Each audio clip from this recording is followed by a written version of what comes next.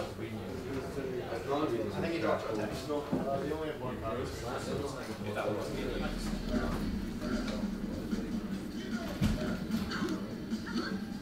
I guess I come here because playing games for me is more about interacting with people more than anything else. Like, it's not just about sitting and playing a single player game on your own. I prefer playing with and against like real people. A place like this, like when you're playing online, there's an anonymity to it which people have a tendency to let their less polite behaviours come out. People are not particularly kind when you're playing online. A place like this, it's a lot more friendly, it's a lot more like jovial, I guess. Like, people are happy about just playing, they don't care if they're losing, they get to chat to people, talk about it, people are complimenting each other after they're playing games and stuff like that. When you're playing online against, faces people you don't know, it's just pretty much abuse. When you're playing on the net, it's I don't know, it has more of a community spirit to it, I guess, when you're playing in a place like this. I've been trying to convince them to level up on Europe so they come. It just takes so long. When people refer to me to things like nerd or gamer or geek or thing, stuff like that, it doesn't really bother me. I kind of already refer to myself in those terms. I don't see them as having particularly negative connotations. I am a bit of a nerd.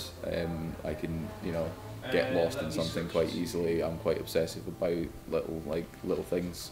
And I play a lot of video games. Like, if you asked somebody who watched a lot of movies, like they were a big movie buff, they wouldn't have any problem referring to themselves as a movie buff. I don't have any problem referring to myself as a gamer.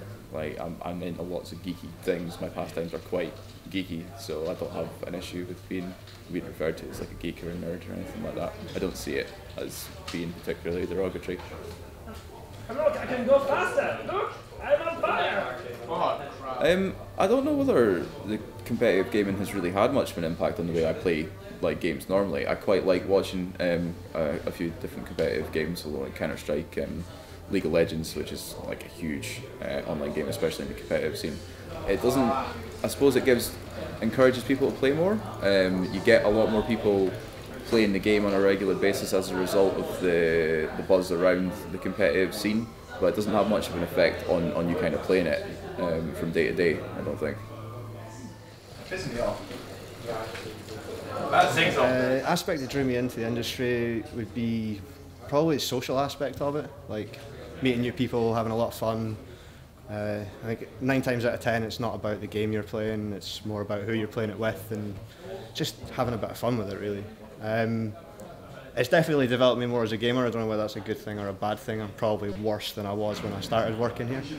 But I play a lot more games, have a lot more variety, and have a probably much better social life than sitting at home and staring at my computer screen and not really meeting any new people or anything like that. I just ran into a stump. Come on. You get all sorts of different people here. I mean, there's a large amount of people that sort of fit your kind of general stereotype of people who play games. People are sort of like 18, 25, like students and people who work full time and that sort of thing. But there's all sorts of people who come in here. There's a bunch of the guys that work at a big financial place down in town. They're in here every month. They have like a regular thing that they play. They're all in like the 40s or like late 40s. Some of them are in like their late 30s. You get kids come in. Guys and girls. There's not really kind of like a set stereotype of people that come in, and that's kind of nice because you get to talk to people that aren't all the same. Like, you share a common pastime, but other than that, there's lots of differences between everybody. I think if you have an addictive personality, then you can get addicted to pretty much anything. Like, people can get addicted to anything that's not in itself inherently addictive. Like, people get addicted to drugs, they're addictive. People get addicted to pastimes and hobbies. People are addicted to going to the gym. People are addicted to playing football. I don't think being addicted to like video games and the internet's any different. I think you have to be a particular kind of personality to get addicted to something that heavily in the first place. I don't think it's the fault of the medium so much as the person. Like, it's more of a personal responsibility thing than anything else. You can't blame the thing that you're doing for your addiction. It's your own issues that cause you to be addicted to something. I don't think people are anywhere near as influenced by the things that they see, do or play as people make out. I've been playing video games, even violent video games, far earlier than I probably should have been. Like, I picked up the original Grand Theft Auto when I was maybe like 9, 10 years old.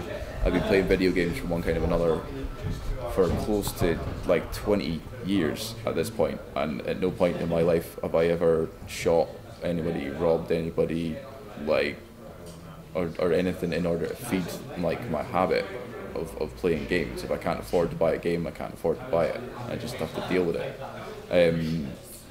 I think, again, it's kind of the same issue of people who are addicted to like the internet, video games like that. It's more of a reflection of the person that attracts them to that. Like, I think violent people are attracted to violence. I don't think violence in media necessarily influences violence. I don't think a violent video game will make you violent. I think if you're violent, you'll be attracted to a violent video game.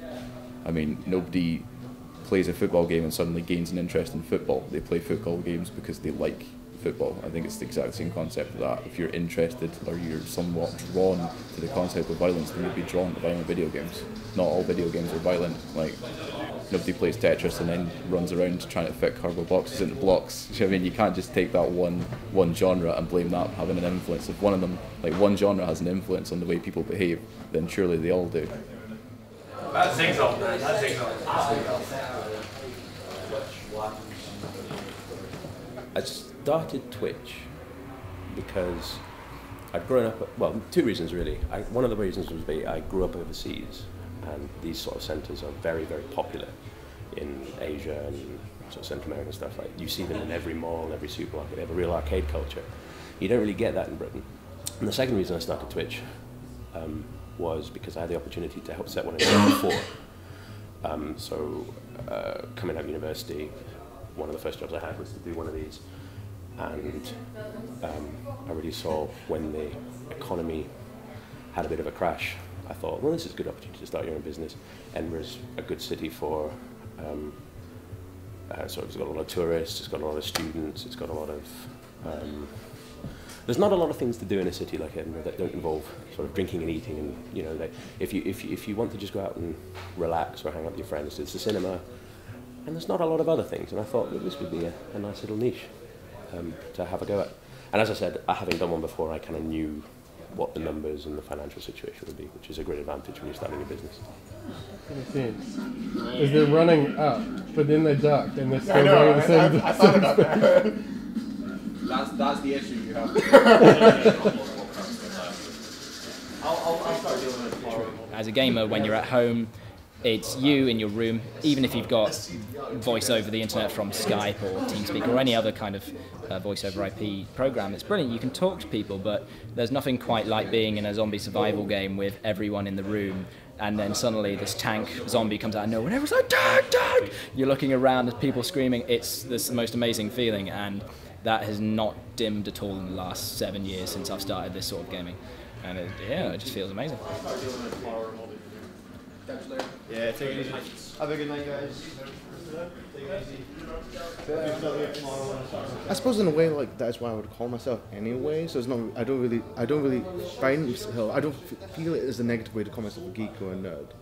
I feel that it's basically the culture of the aspect of like what you do anyway. So I like playing video games. You know, my job is pretty geeky as it is.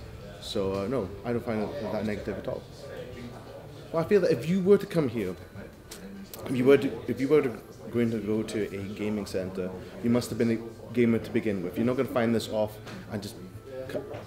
You wouldn't come to this type of place with the impression that I want to become a gamer. Most likely you were a gamer already and you come here originally. And I feel that you don't find a lot of loners, usually because of this type of aspect, this type of community. You just come with friends, one or two, and then you expand that friendship.